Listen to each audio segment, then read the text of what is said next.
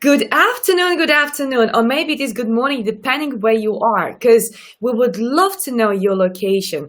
Because today I have somebody remarkable.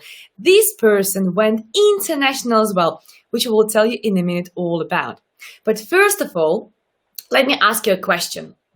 And this question is really serious question, something what you should think about on a regular basis. What is your purpose in life? And what is your reason, your why for what you do at this moment, whether it is your business, your work, or maybe it's your relationship? What's your why to be where you're right now? And of course, I could not have anybody better than Amy Rowlinson today with me talking about this important topic. You know why? Because Amy is a coach, a mentor. She is iTunes #1 podcaster, a mastermind host, a speaker, and a property investor. So can you see now why I have Amy today to talk about such an important topic, why in your life? Amy, I'm so happy and so delighted to have you today with me. Thank you so much for coming. Thank you for inviting me, Olga. It's an absolute pleasure to be on your show. Well, I must say the pleasure is all mine, because I know that your amazing podcast actually became super international in a very, very short time. So do you mind to tell us a little bit more about that? Because I know it's such an exciting news, and I'm sure people would love to hear how exactly it happened. So with this story, probably you can inspire them. Well, we're at the beginning of lockdown, so let's say it was the end of March, and my business partner and I had a discussion about what we were going to do with our business, and we decided that actually we were going to go our separate ways, and this was a perfect opportunity for us to really pursue what we felt were more our passions and more our purpose individually than working together. So I had been podcasting for a year at that point, so that was already in my mind that I wanted to do another podcast, but I didn't know what I was going to do. So we were closing out the final episode of the Property Vault podcast, because that was a space I was predominantly working in property. And on that morning, I thought I have to have an answer. And I woke up with the idea of Focus on Why on the 1st of April. And it wasn't an April Fool. It's absolutely true. I woke up with that idea, recorded the podcast with my business partner, and that was for the old one. And then set to work on what this new podcast was going to be about and what it was going to offer to people. How was it going to serve them and be of value to them? And that was it. 29 days later, on the 30th of April 2020, I launched the Focus on Why podcast. So a real whirlwind, so 4 weeks of crazy recording, launching all the behind the scenes work that is required for a podcast. And I launched it. And on that very day of launch, I got into number 4 on the charts. So I was absolutely astounded by the reception.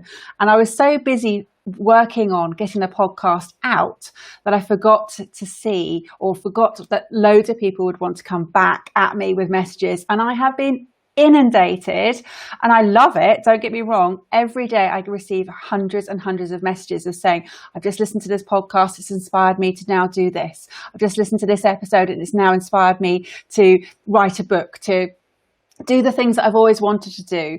And I can't describe what that feels to know that this is having a global impact on people's lives. Oh my God, I must say this is such an exciting and really wonderful story. And what can be better than actually to hear somebody else's story, someone like a podcast, get inspired. And for them, it's really remarkable. But for you, it's such a rewarding experience, knowing that you started something simply because you were passionate. And then now it serves so many people around the world. I love that. Well, I have a fascination for what drives people in life and hearing their stories, because essentially this is what it's all about. Your story is your why is your story, and it's so intertwined. And so I have people from all walks of life, and it's really important for me to have these different guests on the show who are at differing stages in their career, their life, their business. So they're not just people who have made it and, they're at the end of their life and this is how it's been extraordinary for them. They're at different stages and they've got different reasons why they're doing what they're doing. And it comes from the sort of the emotion of needing to feel that they belong, that they need to feel fulfilled. And their work inspires them and therefore it inspires others. And this is why I felt that just by showcasing other people's stories on the podcast would give other people opportunities to see that there is so much opportunity in the world. You have the choice, you can make decisions on so many different things. This is so true. But the thing is, very rarely people are aware of that. And that's why I love your podcast. And I was so delighted to be a guest on your podcast as well, which I really enjoyed. And I must say, you are exceptionally great host. You really are. So I'm not surprised that your podcast right now is actually #1 on iTunes. So everybody just need to do a favor to both of us and actually go on iTunes and subscribe to your podcast and start listening, because it's really, really life-changing. But I love the question and the comment here from Tejasvi. Would you be okay, Amy, to take a comment? Absolutely. So Tejasvi says, it's a beautiful question. Hi, Amy and Olga. I have consciously put effort to think about my purpose and why. I got to know about it from Simon Sinek. What a great person to learn from, right? For sure. Question or challenge. If my why is not directly related to what I'm doing now, but is indirectly related, how do I reconcile or adapt? Also, what is a check that I can do that my why is actually a long-term why and not a result of insecurities or challenges in the short term? Wow, there's lots of things to unpick in that question. That's a really good question. I think one of the things a lot of people say to me is, I'm working for a company. How does that fit in with what I'm doing? Because it's not my sole purpose. But I think also, if you are aligned with the company's values and if they are something that you really believe in, then actually you can work towards a company's purpose as well as your own purpose. So there's lots of different ways that purpose filters into your life. And it really comes back to every day. Are you feeling fulfilled? Are you helping other people to achieve what they want to achieve?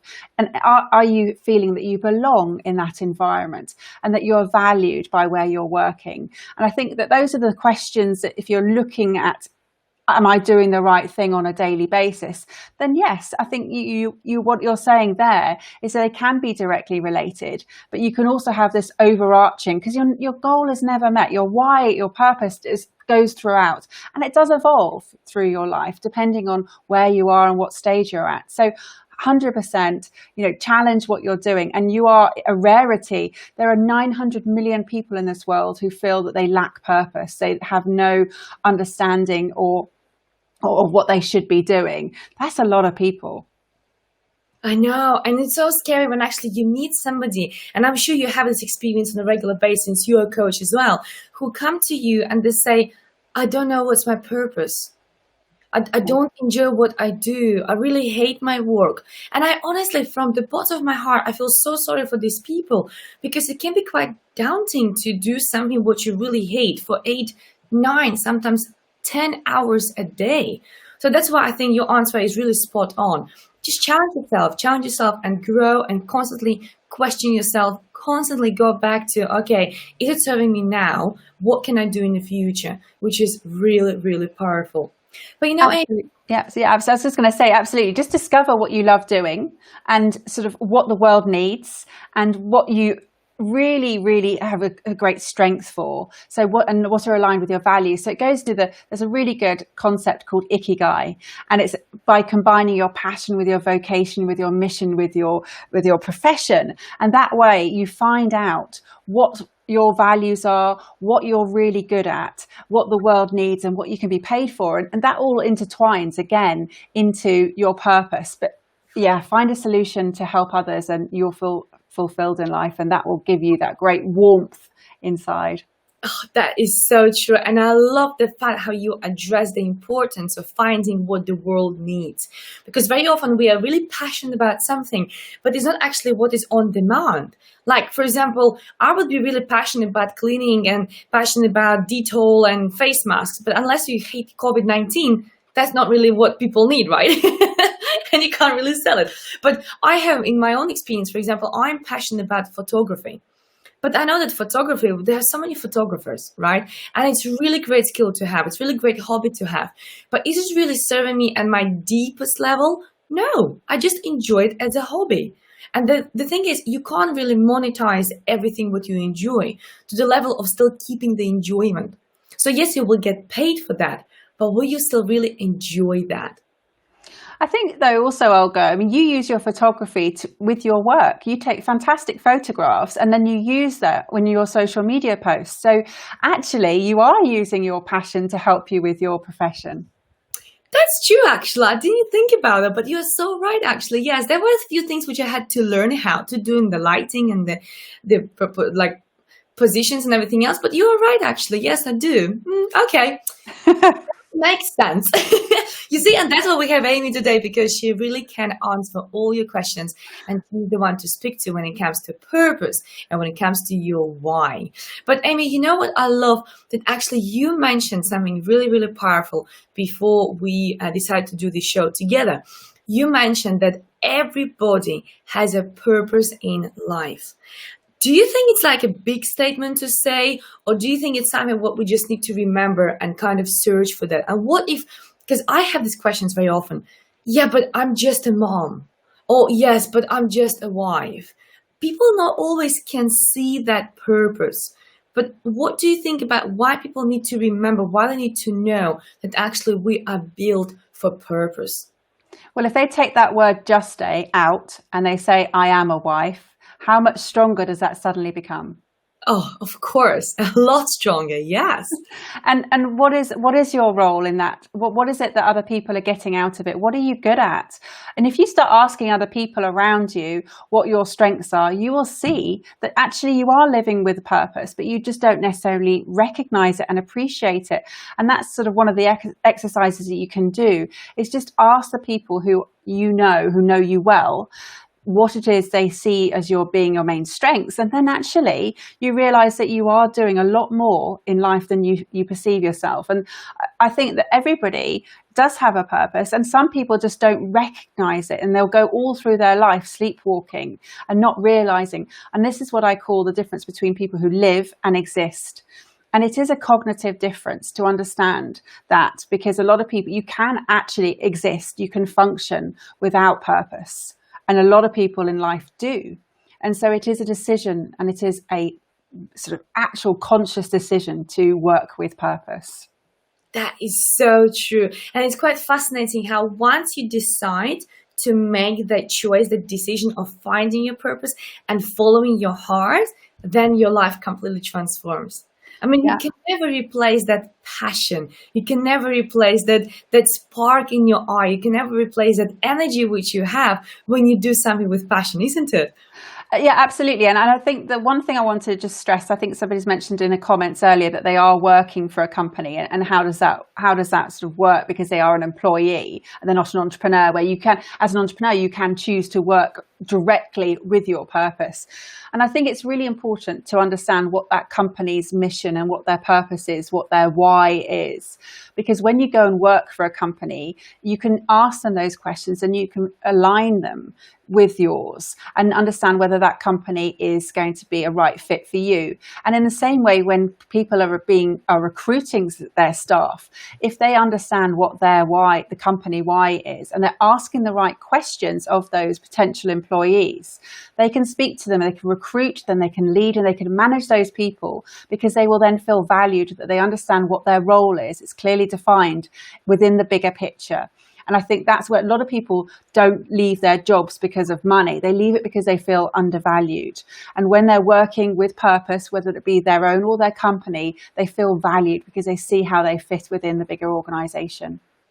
Very, very true. And actually, it's not about now everybody having a business, right? It's about still serving your own purpose. If you do like your job, that's amazing, but make sure you do like it. And I heard so many stories of people saying, yeah, I just have a job to get by. But as a result, you live your life just to get by. It's been It's so true. I mean, you literally only get one life. And I spoke to someone the other day. In fact, it's out in the podcast today, that the episode with Simon Pollard.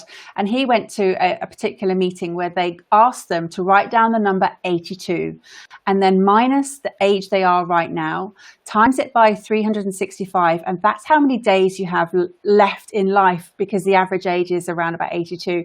That's a scary number. And why would you forfeit any days knowing that that's one of those very few days left on this planet that you have for anything? I mean, you just got to live every day to the max. My goodness, you're not going to get today back again. So absolutely go for it. That is so true. That is so true. So what we should do actually is to really follow our heart all the time. That's it. Even though it is scary, even though it is unknown, like in your case, Amy, your business partner said, that's it, we're done. Like, we're going separate ways. You didn't give up. You didn't start crying in the corner. You were like, okay, what can I do? And then, actually, there were some tears. There were some tears. I'm going to be honest. No, and also, it was a discussion. So when we sat down and we thought, how are we going to take our business online? And we realized that actually we were sort of growing in different ways. And it was a good decision that my business partner said to me, he said, you know what, I think you're going to go on to do different things. I think this is a really good opportunity. And I didn't see it. I literally was like, I don't understand. I put so much effort into this particular business. And it was a case of, yeah, you need to look at what you've been writing and the content you've been putting out there, because you've got something there. And he saw that, he recognized that. And that was just incredible, because now this is where you ask people around you, because they see it before sometimes you do. And so I really do say thank you to Dan, my former business partner, for recognizing that in myself. And yes, there were tears, because I was like, oh, I don't know, what am I going to do now? This is all changed. And I literally had a week to really pull things together. And it's possible when you start sort of spending that time and focusing on why you're doing what you're doing, you move into a very different space, and you are asking the right questions of yourself. And I know a lot of people don't ask those questions, and why is the most enlightening of all of them. The how, the what if, the when, they all follow the why. I totally agree with you. It's fascinating. But you know what? I'm very grateful to your former business partner as well. Because if not him addressing the importance of you finding what exactly inside of you is so special, then we wouldn't have you on the show probably, because who knows what your life would be like, right? But right now, everything unfolded in the perfect way. And I think it's just really important to realize and understand whenever something doesn't work out accordingly to the plan, just simply sit back and see what happens. Let it unfold. And I don't mean sit back in terms of not doing anything. I mean in terms of don't dwell on it. Don't really get angry. Don't get disappointed that things didn't work out the way you wanted, because there are better things are waiting for you, just like in your case. Absolutely. And the question why, you can use that as a filter in either your business or in your personal life to gain the clarity that you need. And you start making informed choices, informed decisions about what it is you want to do. And you are much more focused and in your flow. And I can't tell you, how empowering that is. And seeing the difference of where I was back at the beginning of April to where I am now. That's not even 6 months. It's been such a short period of time. We're looking at what has happened in that period of time. I've had tomorrow, which is Wednesday, 80th episode goes out live. 80 episodes in just over four months. It's insane. Nobody has said no. Everybody wants to come on the podcast. So I have recorded so many, and it is a huge asset, a resource there that people can dive into when they've got the time to listen to other people's journeys and be inspired. And you said earlier, I'm a great host. I tell you what I love doing, and that's listening. And I think that comes from being a coach as well, is that I spend a huge amount of time just listening. And in that space, people open up. Mm-hmm. Absolutely. And I must say, there's the number one skill which definitely every coach needs to learn how to do, is to listen. Right? Yeah. How many people are still missing on that? And I wouldn't say just coaches need to learn that, but actually everybody in your relationships, at your business, with your friendship, it's a skill to listen without interruption, without saying, oh yeah, I can relate to that, that's me, because let them speak. They will give you all what you need. And especially in sales, which probably you know as well. Yeah. No, it's a great skill. And I think that when you are listening, you hear what the other person is saying and what you are not seeing. And it goes back to that fantastic beach ball analogy. I don't know do you know the beach ball with No, the six no. colors? Okay, so imagine we've got a beach ball in front of us. You're holding one side and I've got the other side. It's a really big beach ball. And we've got the 6 different colors on it. We've got the red, white, blue, the orange, green, and yellow. And I see 3 colors. I've got the red, white, and blue. You see the orange, yellow, and green. Are we seeing the same thing? Yes. But are we seeing different aspects of the same thing? Yes, we do. Different colors. And this is the thing, that whenever we're in a situation together, in any environment, we have our own realities. Everybody comes from different perspectives, and understanding other people's perspectives is the key to anything. And this is understanding relationships. And if you are in business, understanding what the client needs, or what your employee needs. And it comes back down to why. Why is it important? Because it's all about the feelings that they're having, the emotions that are going through, what it is they're seeing, what they need. And it goes back to that question, what does the world need? How are you going to provide that solution for them? So having that beach ball in your mind whenever you're talking to people is a great perspective to have. I love that. That's really, really good analogy, actually. A really good analogy. But I must say right now we're experiencing something similar to a beach ball, because right now, actually, Amy, we are heard all the way even in India. And I would love to hear where actually else other people and other listeners are based right now, because to be in England right now, because you are also in England, right? Yes, indeed. Yeah. Where exactly are you located, please? So I'm Southeast London.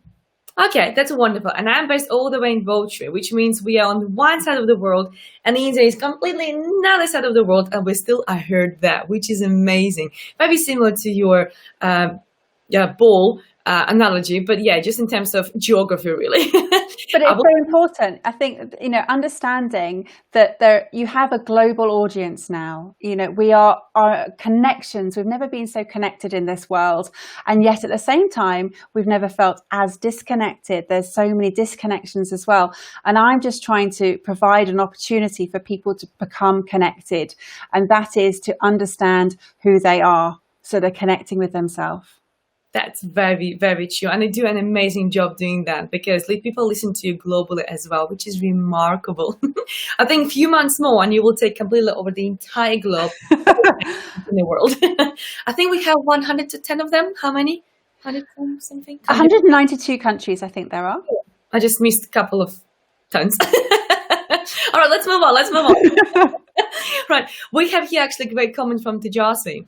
He says, it's okay to expect the company to care about my personal why and demand change from a company. Or is it usually up to myself, my motivation, and my why of finding the synergy?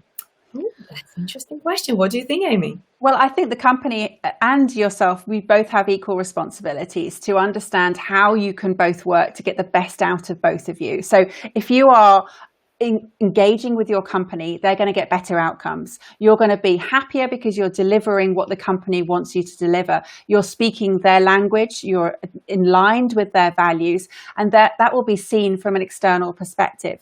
So it is your responsibility to ensure that you are in a company that you love. Yes. And because you will work better, you will enjoy your life better, and they will get better results. So you'll be rewarded. It's a two-way flow. I think in life, everybody should take responsibility for everything they do. Very, very true. I love the answer. Make sure you just love it. Simple is that. Simple and easy to follow. It goes back to your comment earlier, follow your heart. Absolutely, because our heart has all those answers. And you and I, we being a coach, we actually never give any answers to our clients. We always allow them to come up with their own answers. We just help them to get to those, isn't it?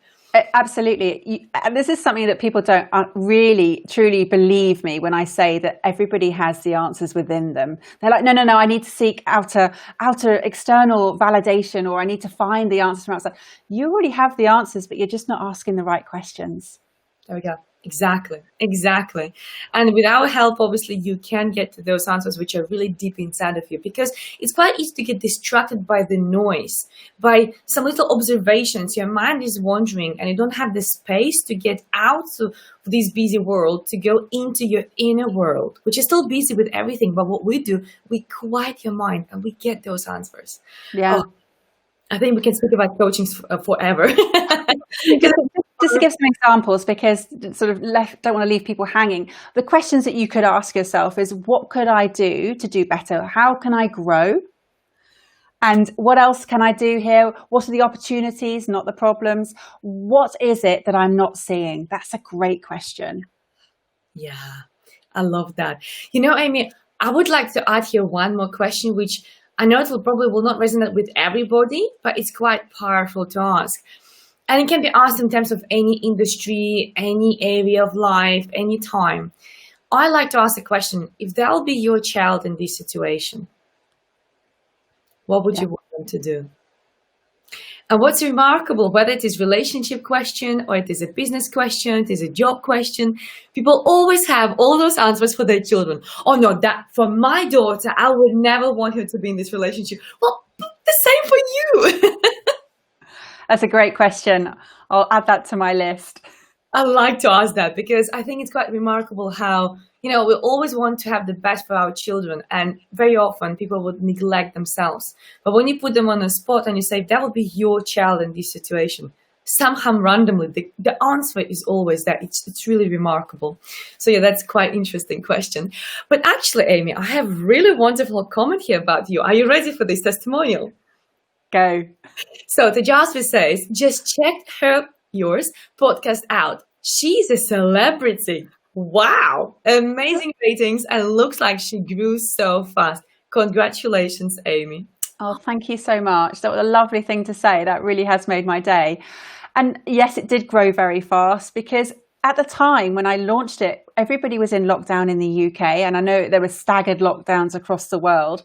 And so people had a little bit more time to listen to podcasts, and they were looking for something. They were looking for other people who were in similar situations. And I thought, people aren't commuting anymore. That's normally the time that they would have their podcast in. They're not driving anywhere. But no, I was wrong. I was out with people on their walks, and I would be taken with them on their daily jogs out with the dog or whatever. And people were listening to it. They were cooking dinner to it. And this is the beauty of a podcast, is because you don't need to have the attention of visually looking. You can just plug yourself in and you can do other things. I have been around the world in it very quick. So yeah, I love podcasts. They're fantastic. My gosh, Amy, I must say, I really love your story about this. The way how you did it, and the way how it really went absolutely mental and crazy with publicity, with how far it went, and how much it is involving now people into your life, into your guest lives, and educating, inspiring, and motivating is really inspiring, really, really inspiring. And I think your story must be heard definitely around the globe. And I'm so happy right now we are listening in many countries, which means that your story can be heard by others, and others can be inspired. But Amy, I would like to raise the question about this story, the importance of our story, because when you share this story, people get inspired. Do you think everybody has a story? Everybody has a story. It's just whether they know that or not, and how they can then relay that as part of their journey. So it's a case of understanding the importance of storytelling, and storytelling is in our DNA. It is, we've been doing it for thousands of years. We pass down stories from generation to generation, and it's all about the importance of those journeys that other people have gone through and helping others. And it is about helping others. It's about learning. It's about educating. And it's about the shorter stories that we tell and we repeat. So there's a great book, and I've had this guest on my show as well, by Bill Schley, and it's called The Microscript Rules. And he talks about story in the way you communicate. And he says that it's not what people hear, it's what they repeat. So if you are telling a story, it's what people are then going to relay and tell other people. So he calls it the microscript. So everything you do can be shortened to a sentence. Mhm. So really fine tune your story into a sentence, and that will get you going. That will set you up for how you then communicate what it is you do and why you're doing it. Sounds tough. It can be done. Trust me. But you're right. It sounds very tough because when you think about it as a speaker, and you know it because you're a speaker as well, when you are given plenty of time, you can bring so much juice and so much color and so many details into any story. But the hardest speech to give is about 5 minutes long, right? I know where this is going. It's like, where do you start? Like, seriously, where do you start? Okay, 5 minutes is 650 words. 650 words to get through something that you have got a lifetime in. It's a tough ask. And I think that's why it is the speaker factor competition that the Professional Speaking Association choose to showcase you in 5 minutes. And that's where they make that snap decision. But we make decisions all the time very quickly on whether we want to listen to someone or not. And I think that the podcast, if someone listens to it, there's that maybe even a few seconds people will switch off, and so you have to make that impression very quickly. So yes, I have just entered into a competition. This is crazy. 5 months ago I wasn't doing any of this, and here I am now entering into speaking competitions. But you know that it's when you know who you are, what you're meant to be doing, and why you're doing that, this happens. This is what's possible. And I want to remind people that yes, I launched a podcast in a very quick period of time, but what I had behind that, my story, my journey, has all led up to where I am now. And that's really important. I know people say that success doesn't happen overnight, and it is true. Okay, so I've been podcasting for a year before that. I launched this podcast. I used to work in recruitment, so I hired and I've interviewed thousands of people. So I know how to interview people. And the speaking side of things is what I've had to learn. The actual setup of a podcast is a new things. And so I went and asked people who are experts in that field. And prior to this part of my journey in life, the previous 4 years, I set up a property portfolio because I wanted to get my husband out of his life and into, or his working environment, into an environment where he can now work from home with me on the property. So I've always had purpose in different elements. I wasn't always recognizing that was what I was doing. I'm just a doer. And I think that quite often we don't give ourselves credit for that. So yeah, that kind of disappeared from the speaking question and the story, but your story is relevant. And write down is a really good exercise, is to write down the key moments in your life on a timeline. It's a really good exercise to do. It's like your life plan. And then you'll see what you've done, and you'll see the positives, you'll see the sort of negatives, you'll see the big peaks in life, and then the sort of the valleys of where you have had disappointing moments. But that's all relevant to where you are now. Everything that you've done before leads to where you are now, and then you get to choose where you want to go from here. This is so true. I love this exercise of writing down what actually the highlights of your life were and actually what has happened. But you know, Amy, I remember I was asked to do a very similar exercise, and that was so helpful. But you know, I found a little trick what our subconscious does to us. We forget. We really do our best to forget experiences which were the most inspirational because they were the hardest experiences. And yet we forget about them because we don't want to remember about them.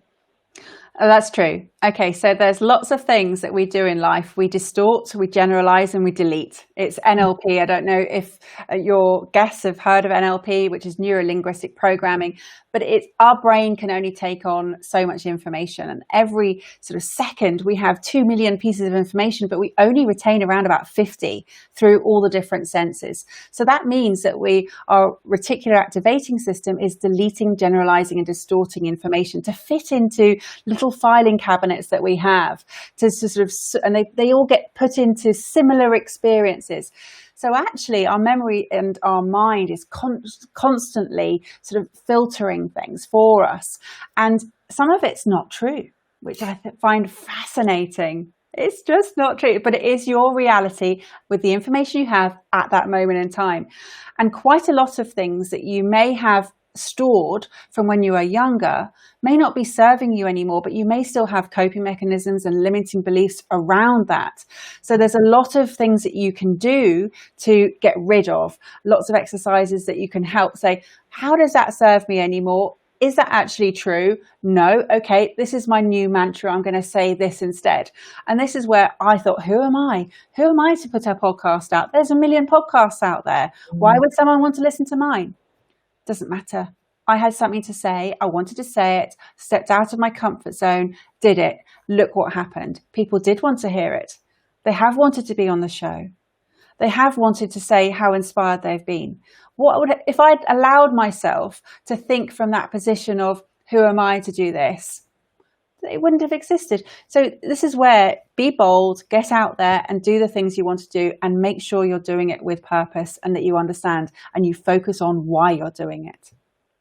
Amy, I could listen to you for days. Honestly, everything what you say is such a music to my ears because the way how you say it, the level of importance you highlight there, it's so remarkable. I love that. No wonder you became so successful. No wonder you have so many titles. And by the way, let's go back to your speech, which is tomorrow, right?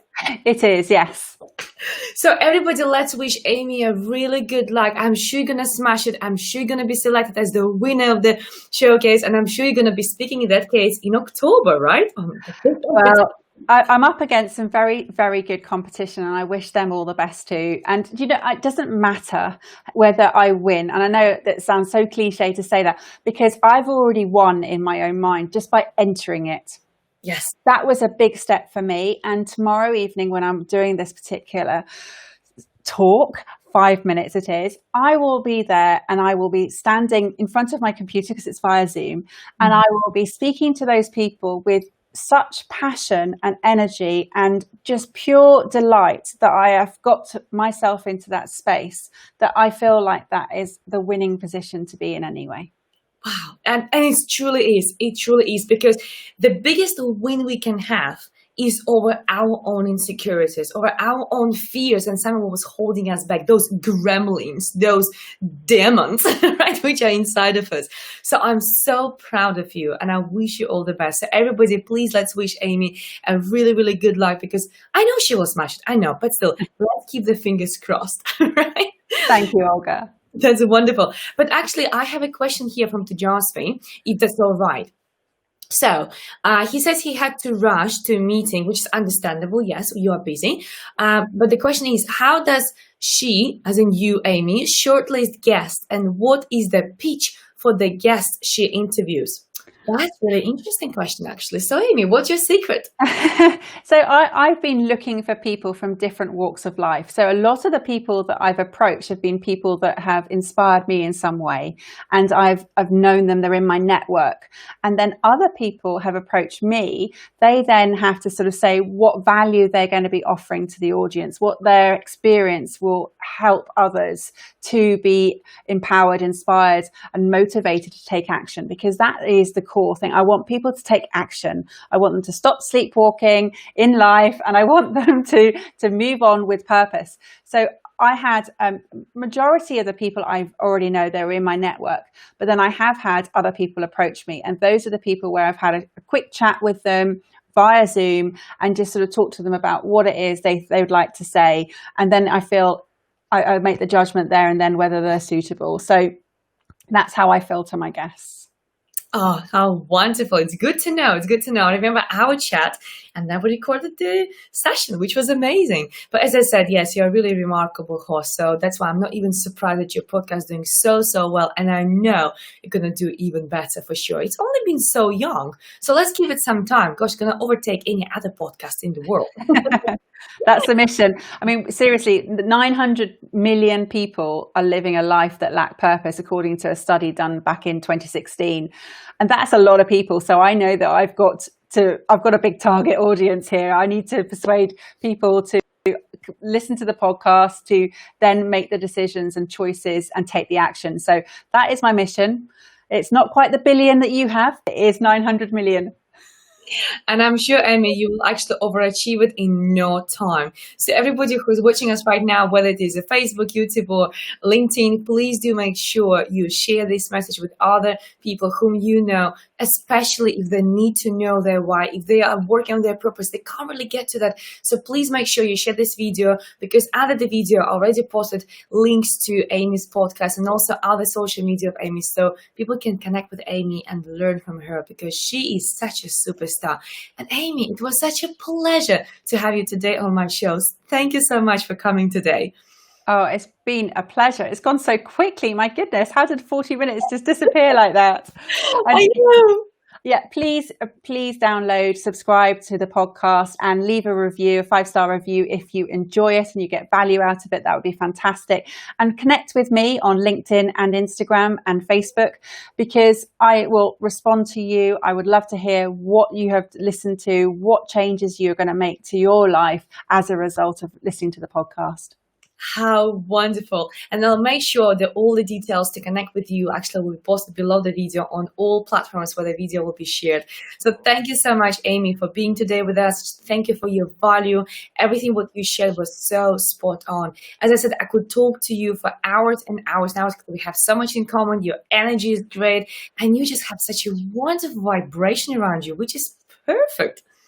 Oh, thank you. And likewise, I mean, when we first met a few months ago in PSA Yorkshire, the Professional Speaking Association meeting, I was like, I need to speak to Olga. So, because again, it's just that sort of connection that you have, and it doesn't matter that it's, you know, a virtual connection. When you meet people and you have very similar aligned values, you just know that you're meant to do things and work together like this. That is so very true. And I must say also big thanks to all who actually joined us today, who were listening us around the globe, who actually were commenting and posting those questions. And special thanks to those who actually will share this video, because together, if we combine our efforts, we can transform so many more lives. So thank you so much for tuning in, for checking us out, for staying with us until the very end. I really and thoroughly enjoyed having you. Thank you. And Amy, once more, sending you my kisses, my hugs. Mwah. Thank you so much, darling, for being here with me.